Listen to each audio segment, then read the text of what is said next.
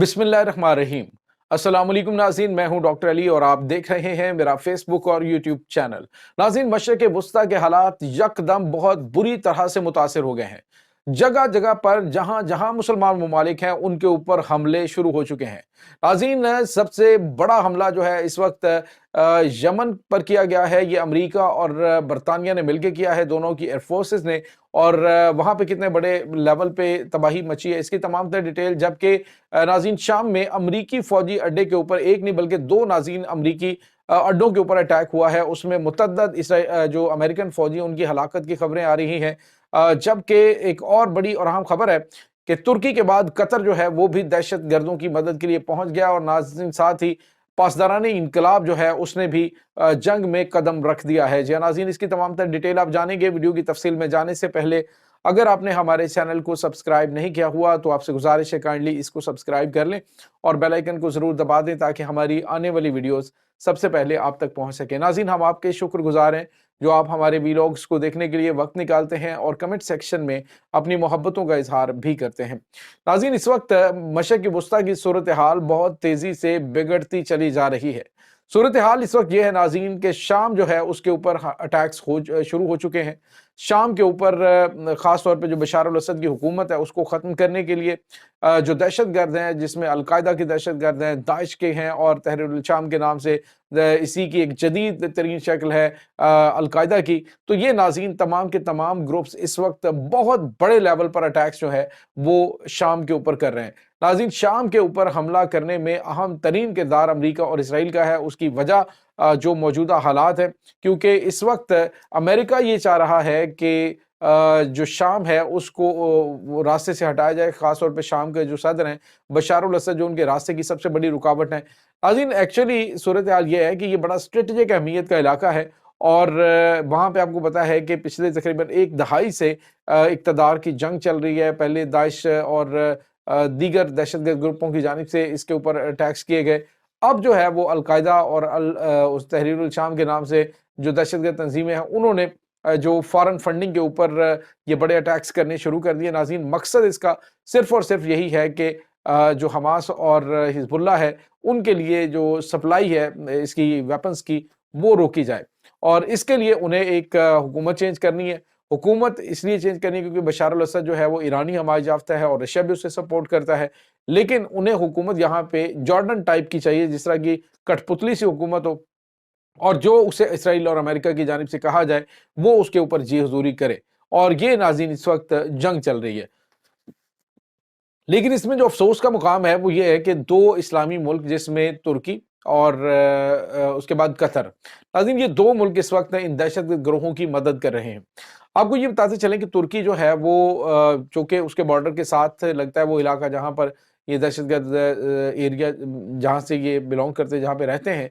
लेकिन अब हुआ ये कि कतर जो है वो भी हथियार इनको फराहम कर रहा है। नाज़रीन, आप अंदाज़ा लगाइए कि बड़ी चाल चल के दुश्मन ने मुसलमान ममालिक को आपस में लड़ा दिया। ईरान ने भी कल इनको वार्निंग दी थी तुर्की को और कहा था कि आप अपने आप में रहें, जो आप खेल खेल रहे हैं जिनके इशारों के ऊपर ये काबिल कबूल नहीं है, इसके संगीन नताइज आपको भुगतना पड़ेंगे।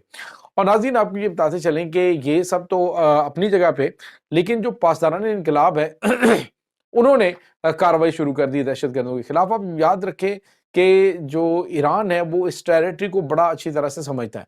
जनरल कासिम सुलेमानी शहीद जो हैं उन्होंने भी इस पूरे इलाके से दाइश का खात्मा करने के लिए जो बड़ा ऑपरेशन प्लान किया था और जिस तरह से उन्होंने शिकस्त दी थी, अब एक बार फिर ये बहुत बड़ा फितना सर उठा चुका है। और इसकी जो मदद कर रहे हैं अफसोसनाक वो दो इस्लामी मुल्क, चले अमेरिका ने इसराइल ने तो उनकी मदद करनी थी, लेकिन तुर्की और कतर की जानिब से उनकी इमदाद की जा रही है, एलानिया तौर पे की जा रही है। और किन के कहने पे की जा रही है ये तो किसी को शक नहीं होना चाहिए। इसके बाद नाज़रीन आपको ये बताते चलें कि अमेरिका क्या कर रहा है। अमेरिका की जानिब से हमले किए जा रहे हैं यमन के ऊपर। नाज़रीन, यमन एक ऐसा मुल्क है जो कि अरब ममालिक का सबसे गरीब कंट्री है, लेकिन इसके बावजूद वो पूरी ताकत के साथ गजा के मुसलमानों के साथ खड़ा है। और उसने कहा है कि मेरे ऊपर एटमी हथियारों का भी हमला कर दिया जाए तो मैं दस्तबरदार नहीं हूँगा, मैं अटैक्स अपने जारी रखूँगा। और अब नाज़रीन उनके ऊपर उनका अल हुदैदा का जो शहर है, अल हदीदा का एरिया, उसका एक शहर है बाजल, उसके ऊपर हमला किया गया है। اور 2 مرتبہ بمباری صبح سے لے کر ابھی تک کی گئی ہے امریکہ کی جانب سے۔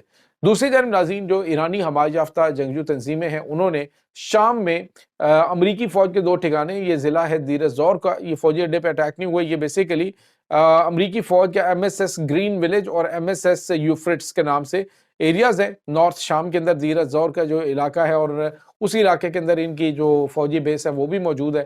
تو اس کے اوپر ناظرین ایک بڑا حملہ کر دیا گیا ہے، اور بتایا جا رہا ہے کہ ان دونوں گاؤں کے اوپر ہونے والے حملوں میں متعدد ہلاکتیں ہوئی ہیں اسرائیلی فوجیوں کی۔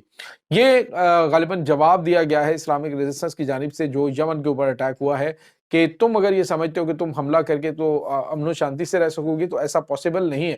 تو انہوں نے ایک بڑا اٹیک کیا۔ ناظرین ابھی اس سے پہلے بھی آپ کو پتا ہے کہ امریکی فوجی اڈوں کے اوپر شام میں حملے کیے جا رہے ہیں۔ 2 ملک اس وقت غیر قانونی طور پہ شام میں موجود ہیں، جس میں ترکی اور امریکہ ہے۔ رشیا کے ساتھ ان کے معاہدے موجود ہیں، جس کی وجہ سے رشیا یہاں پہ موجود ہے۔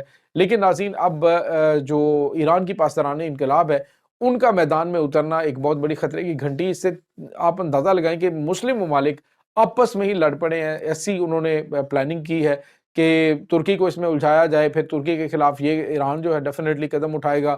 اس کے بعد جو دیگر اسلامی ممالک ہیں، یعنی جو اتحاد کی بات کی جا رہی تھی، اب وہ ایک دوسرے کے گریبان پکڑنے پہ آ گئے ہیں۔ تو یہی وہ پلاننگ ہے ناظرین کہ آپس میں لڑوا کر ابھی تک جو ہے وہ مغربی دنیا رول کرتی آئی ہے، اور مسلمان ممالک جو ہیں انہیں ہوش کے ناخن لینے چاہیے کہ بجائے اس کے کہ ایک دوسرے کے گریبان پکڑیں اور ان کے لیے جو آپ کے ہی بھائیوں کو مار رہے ہیں، جو آپ کے ہی بھائیوں کا خون بہا رہے ہیں پورے دنیا کے اندر۔